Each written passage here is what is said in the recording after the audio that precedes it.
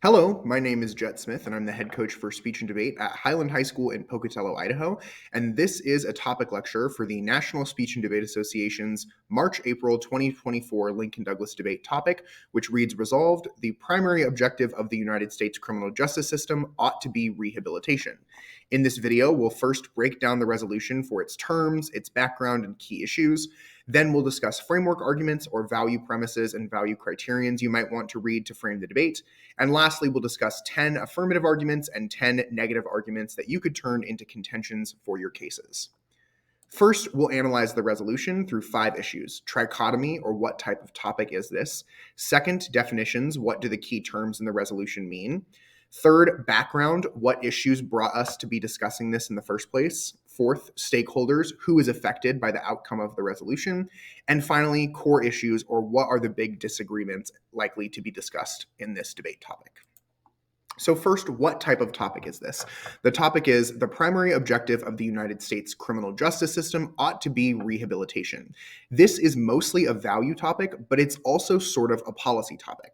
The value present, or X, would be rehabilitation as a primary objective, and the Y is more implicit. Y as inferior values, if you're the affirmative, could be restoration, could be deterrence, and could be incapacitation or retribution as well. But it's also kind of a policy topic because there's sort of an actor in the United States criminal justice system, which is a function of our government. There's the word ought and the action of making the primary objective rehabilitation. But it's more phrased as it would be good if this thing happened, then this thing should happen. So it's more making a judgment claim on the value of rehabilitation versus the value of anything else. So it's mostly a value topic, but it's also sort of a policy topic. Next is definitions. The first key phrase is primary objective, of which there are very few good definitions that put both words together. So I think you're going to have to define both words separately. Primary meaning first rank of importance or value. And second, objective in the sense of a noun as something toward which effort is directed, an aim, goal, or end of action. So if you put these together, it is the most important end goal of an action. So what primary objective are we discussing, or whose primary objective? And that is the United States criminal justice system, which is the legal system of laws that encompasses our courts, law enforcement, and corrections facilities. So the police, the courts and corrections, those who enforce the law, protect the public, those who give trials and harsh out sentences, and the facilities in which people who have been given their sentences are made to follow those punishments. So that could be prisons, but also rehabilitation centers, community services, things like that. And lastly, rehabilitation, the primary objective of the criminal justice system in the affirmative world. Rehabilitation, in the sense of criminal justice, would contain programs that are designed to reduce recidivism or repeat offending, continuing to commit crimes, by improving the criminal's behaviors, skills, mental health, social functioning, access to education, and employment. This comes from the National Institute of Justice as well. So essentially, what we're debating on this topic is, should the main end goal of our courts, law enforcement officers, and corrections facilities be providing services that improve criminals' well-being to avoid reoffending? If the answer is yes, then the judge will vote affirmative. If the answer is no, then the judge will vote negative. Why are we debating this topic? Well, some key points of background information to note is that we have a massive prison population as part of our corrections in criminal justice. We have 3 times more people in jail than we did in 1980, which is about 3 million now. We have 687,000 plus law enforcement officers, and around 1,000 people are shot and killed by the police every year, which is incredibly high for the United States compared to other developed nations. We have about 7% of our population under correctional supervision at any one time, which is an insane amount, and we also spend billions of dollars a year on our criminal justice system. We also have incredibly high rates of recidivism, or reoffending people, with 70% of prisoners that are released going back to jail within 5 years of being released. Meanwhile, in European countries like Norway, their rate is closer to 20%. We also have incredibly high rates of substance use, mental health struggles, and socioeconomic struggles in those of our population that run into the criminal justice system. Criminal justice reform was also the policy debate topic that was discussed in 2020 to 2021. So there will be a few of you who probably debated that topic, and there will be lots of evidence available on the Open Evidence Project and on the Open Case List Wiki that may be relevant to this discussion on both sides. Who would be affected by the outcome of this resolution? Obviously, criminals or people that come into contact with the criminal justice system. Regular US citizens as well would likely be affected by these outcomes. People who work in the criminal justice system, from judges to police officers to parole officers to prison workers, and politicians who are, responsible for making a lot of the laws and assuring the public of their safety would likely be affected by this as well. What is going to be discussed? What is the crux of the debate? Well, really, it is a question of what should the primary focus or the main objective of our criminal justice system be? Should it be rehabilitation or any of the other many functions that it serves currently? Retribution or punishment, deterrence or discouraging crimes from being committed, restoration or fixing damage that has been done, making the individuals, better as people or correcting harm, making sure that people are treated equally, or improving communities, or any other values that are currently espoused by our criminal justice system. The affirmative will say rehabilitation should trump each of these values when they're in conflict, not eliminate the rest of them. And the negative will say that rehabilitation should not be placed above at least one of these other values. Now, it's also a debate of freedom versus security, with usually rehabilitation meaning more freedom and less security. And lastly, different conceptions of justice are likely to come up. Is justice more important to be what is fair or more important to be what is right? And both sides may take one side of that position or the other. Now that we understand what the topic is asking us, let's discuss the framework or how we can ask the judge to evaluate this debate over rehabilitation as the criminal justice system's primary objective. The three main value premises that come to me in order of strength. The best value to read would likely be justice, because the topic is about the criminal justice system, and it provides lots of different philosophies of justice to use for criterions. Morality is also probably a good bet, because the topic is about what ought to be done. So if you're focusing on humanitarian concerns and human rights, then morality might even work better than justice. And lastly, you could read governmental legitimacy, because it's about the US criminal justice system, which is a governmental function. And if your cases are about government employees, so police officers, judges, or prison guards, then government legitimacy would likely be a very strong value. How are we going to measure the achievement of these values? Well, that's what we use value criteria for. So if you want to read a value of governmental legitimacy, then you could look into philosophies from Hobbes and Dijkstra. So protecting citizens could be a criterion, or maintaining just institutions would be a strong criterion as well. If you're looking to read morality, then you have the all reliable criterions of respecting human dignity from Immanuel Kant, maximizing expected well-being from John Stuart Mill, ensuring consistency with three-dimensional ethics from Joseph Nye, and fulfilling one's duty to avoid harm from Andrew Linklater. If you read a value of justice, which I assume most debaters will, then you also have a wide variety of criteria to choose from. If you want to focus on procedural justice, you could use ensuring due process, distributive justice, or making sure that rights, responsibilities, and burdens are distributed equally. You could read ensuring equitable distribution. If you want to use reconciliation, you could use maximizing repaired relationships, human rights theory, or respecting human rights. If you want to talk about structural violence, you could use resisting structural violence, and egalitarianism, you could use respecting people as equals.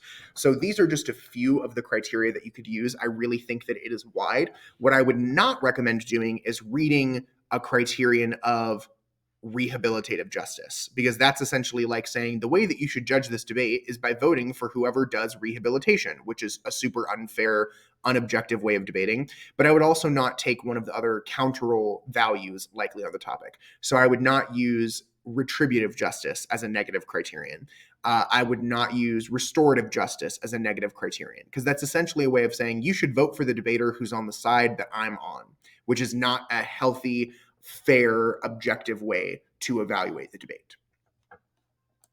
Now that we know how you could frame the debate or ask the judge to weigh arguments, let's discuss some affirmative arguments, or reasons why rehabilitation should be the primary objective of our criminal justice system. The first affirmative argument that you could turn into a contention is about fighting substance abuse. All of these arguments are going to be set up as uniqueness, link, and impact as the core tenets of any strong contention. What is happening now? How does the topic change it? And why do we care? For the affirmative, that is going to be what problems are happening now. How does making our primary objective rehabilitation fix those problems? And what is the positive consequence as a result of that? Now, right now, substance abuse of alcohol and drugs is a huge issue in the United States, and several offenders, if not the majority in the criminal justice system, struggle with substance abuse and addiction. If we focus on rehabilitation as our goal in the criminal justice system, then instead of getting punished, rather than treated, which is what these people need, then individuals will get the support required to confront their substance abuse and make a positive change. This means that we can help them overcome their addiction, decreasing rates of recidivism or reoffending, and have healthier communities overall. The second affirmative argument area would be improving mental health. Again, several people in the criminal justice system struggle with mental health issues as a contributing factor to their crimes, and punishment and retribution in the typical sense of our current criminal justice system does not offer the support needed to address the cause of the things that brought them to the criminal justice system. But rehabilitation can improve mental health with services for mental health, therapy, and support. This will lead to lower crime rates and recidivism rates, improve their ability to reintegrate into society, and promote better public health. Third affirmative argument area would be making the punishment fit the crime or proportionality, because right now our current sentencing practices mean that we have huge punishments that can be incredibly life disrupting for relatively minor offenses and nonviolent offenses, such as drug usage or failing to pay for tickets. And if we focus on rehabilitation, then we can give individualized sentences that fit the needs and like problems that directly led to each crime being committed and the criminal acting the way they did. This will have fairer outcomes, improve the legitimacy of our judicial system, and lead to better societal reintegration.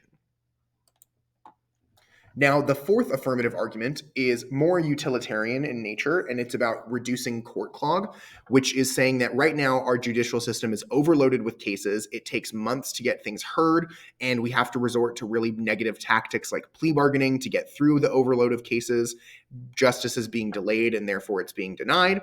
Rehabilitation can reduce the amount of time that it takes for cases to go through court. It can also reduce the amount that need to be going to trial in the first place and help provide alternative solutions. This will make our court more effective. We can resolve our cases faster and use our resources better as well. The fifth argument the affirmative could read is reducing the overcrowding of our prisons. Remember that the United States has like the highest percentage of incarcerated people of pretty much any developed nation on earth, and our prisons are incredibly overcrowded with incredibly poor conditions, human rights abuses, lack of supervision, and rehabilitation programs can reduce the number of people going to prison because prison will not help those people or fix the inherent issue that was caused by their crime. It will provide alternative services to incarceration as well. This means that prison conditions will improve, that there will be better treatment of those individuals, more effective use of resources, and better supervision. The sixth argument area is about reducing recidivism, or reducing the likelihood that somebody recommits the same crimes that they did before. Right now, 70% of prisoners will be reincarcerated within 5 years of being released, which shows that our current values of retribution or our current objective of retribution and deterrence aren't working. But rehabilitation does remove the root causes of why many people commit crimes by giving them the skills, resources, and support they need to stop committing the crimes that they usually did just to survive. Lower recidivism means that our communities are safer, there are fewer people harmed by crimes, and our criminal justice system is less strained overall. The seventh argument area for the affirmative is rejecting racism. The criminal justice system has rightfully so been criticized for intense racial disparities in sentencing, policing, and corrections, with a disproportionate number of prisoners being racial minorities, police brutality affecting racial minorities in more severe ways, and correctional facilities facing intense problems of racial bias against offenders that are minorities.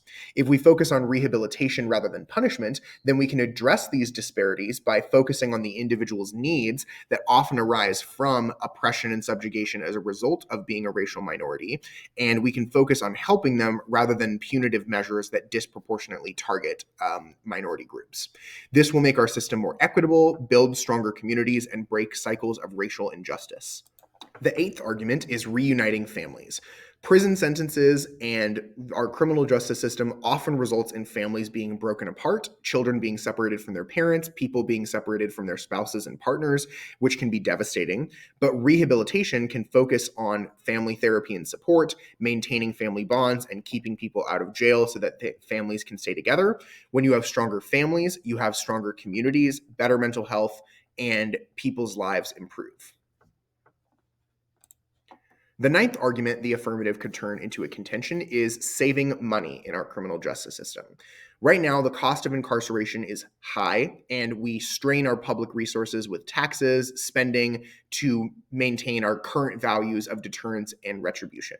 But rehabilitation programs, especially ones that are based on community sources of strength, are more cost effective in the long term than incarceration is. This means that we can save money, spend it on public services, benefit our society as a whole, and reduce the amount of money that we have to spend on fighting crime.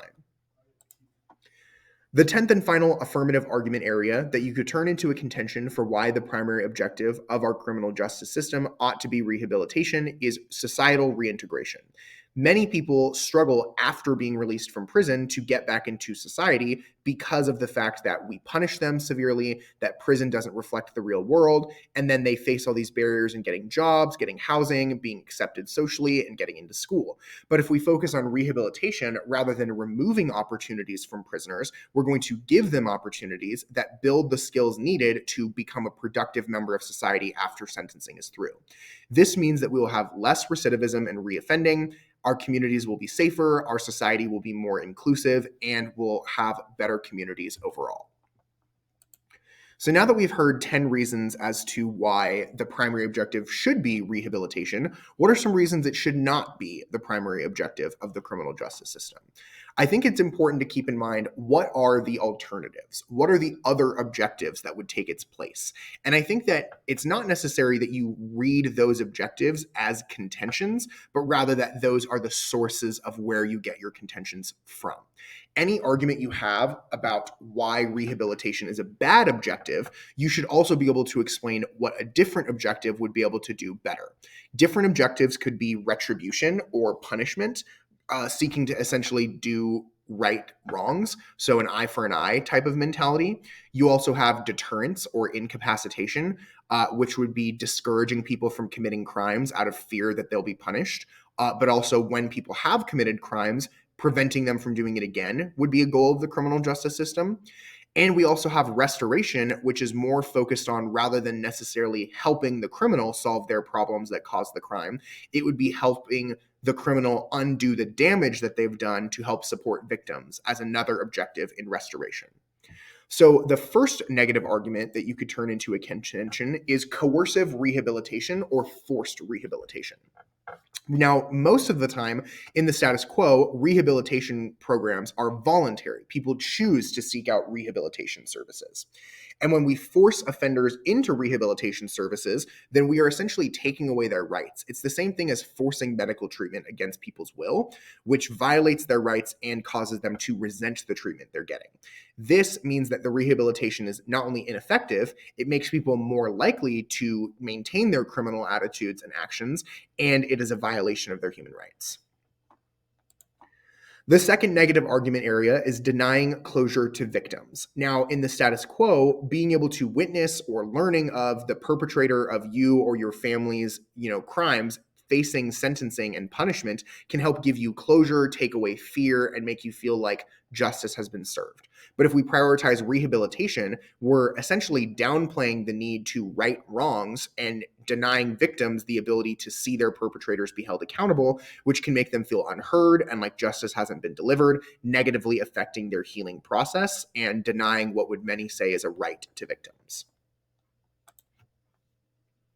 The third argument you could read as the negative is that it will fail to hold criminals accountable. Punitive and retributive justice keeps criminals accountable for their actions that harm society. If you go against the society's rules, then you don't deserve the same societal benefits that being a part of that member of law abiding citizens get. And if we emphasize rehabilitation, then instead of holding criminals responsible for their actions, we see them as victims of their actions rather than the perpetrators of the crimes that they commit because they chose to commit those crimes. Nobody forced them to, and we stop seeing them as a perpetrator and rather a victim, and we focus on trying to help them rather than on trying to help the people that were hurt. This means that we fail to hold them accountable, taking away the integrity of our justice system, making the public trust our justice system less, and it denies justice to victims and to society as a whole. The fourth argument as to why the primary objective of the criminal justice system ought not be rehabilitation is that we force the public to foot the bill or pay for it. Right now, taxpayers don't really have to fund voluntary rehabilitation programs for criminals or people who are struggling. They are extremely expensive programs that usually have to be paid for by the people who need them or by their family members. But if we make rehabilitation the primary focus of our criminal justice system, then we're going to have to raise taxes or take away spending on other useful programs that actually benefit law-abiding citizens to instead pay for the rehabilitation of our criminals, which will grow public resentment and basically punishes innocent civilians for the incorrect actions of others. Fifth argument you could read as the negative is hurting public safety. Now, one of the goals of the criminal justice system is deterrence and incapacitation. So we make sure that people are discouraged from committing acts that hurt public safety. And if they do commit those acts, we separate them from the other civilians to keep them safe. But if we focus on rehabilitation, then we'll likely reduce prison sentences or eliminate things like the death penalty. And this will result in releasing dangerous criminals back on the streets, and it will no longer provide a disincentive to engage in acts that hurt public safety. This will increase crime rates, undermine our security, and add to public anxiety. The sixth argument is similar, and this is that it incentivizes breaking the law.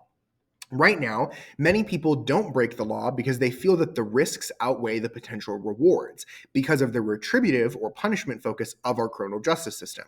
But if we focus on rehabilitation, if you are aware that you need the services that you might not be able to afford in the real world, that getting involved in the criminal justice system could afford you, then you might break the law on purpose to gain access to those rehabilitation services. And you will now see breaking society's rules as a reward potential rather than a risk potential. This completely undermines the rule of law, the integrity and legitimacy of the justice system, and will likely lead to mass hysteria. Negative argument number 7 would be increasing wasteful spending.